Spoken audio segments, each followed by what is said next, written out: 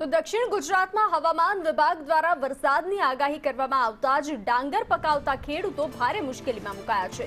ભર ઉનાળે ચોમાસા જેવા માહોલની શક્યતાના પગલે જગતના તાતના જીવ તાળવે ચોંટ્યા છે અને પાક બચાવવા દોડધામ શરૂ થઈ છે। ખેડૂતો પોતાના તૈયાર થયેલા ડાંગરના પાકને તાત્કાલિક સૂકવી અને સુરક્ષિત કરવા માટે તનતોડ મહેનત કરી રહ્યા છે। અનાજ બગડી ન જાય તે હેતુથી ખેડૂતોએ ડાંગરને સૂકવવા માટે રસ્તાઓ પર પાથરી દીધી હોવાના દ્રશ્યો સામે આવ્યા છે। કમોસમી વરસાદ જો ખાબકશે તો ખેડૂતોને પડતા પર પાટું જેવો ઘાટ સર્જાશે અને આર્થિક ફટકો પડવાની ભીતિ સેવાઈ રહી છે।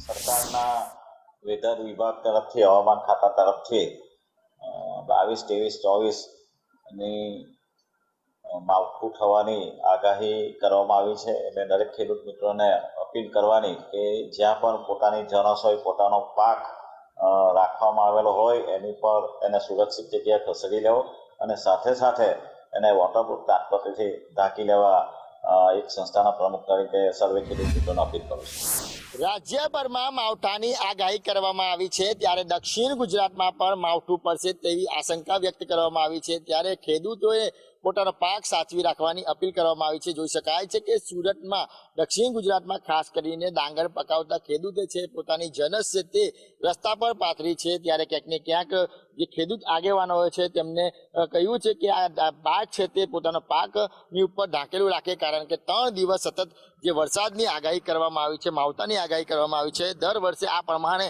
દક્ષિણ ગુજરાતના ખેડૂતો પોતાનો પાક છે તે રસ્તા પર સુકાવા માટે પાથરી દેતો હોય છે, ત્યારબાદ આ પાક છે તે જીનમાં મોકલતો હોય છે। પરંતુ 3 દિવસ માવઠાની આગાહી કરવામાં આવી છે ત્યારે આ પ્રમાણે સુરતના દાંડી રોડ પર આ જે ડાંગરનો પાક છે તે પાથરેલો દેખાય છે। ત્યારે ક્યાંક ને ક્યાંક જે ખેડૂતને નુકસાની થવાની ભીતિ પણ વ્યક્ત કરવામાં આવી છે। જે પ્રમાણે દક્ષિણ ગુજરાતમાં પહેલેથી જ ડાંગરનો પાક ઓછો થયો છે તેને લઈને ખેડૂતોએ રાતા પાણી રોવાનો વારો આવ્યો છે। એમાં પણ હવે દક્ષિણ ગુજરાતની અંદર માવઠાની આગાહી કરવામાં આવી છે ત્યારે ક્યાંક ને ક્યાંક દક્ષિણ ગુજરાતના જે ડાંગર પકાવતા ખેડૂતો પર જે પડ્યા પર પાટું જેવી સ્થિતિ અત્યારે સર્જાવાની જે કહેવાય કે જે સ્થિતિ સર્જાય તેવી આશંકા વ્યક્ત કરવામાં આવી રહી છે।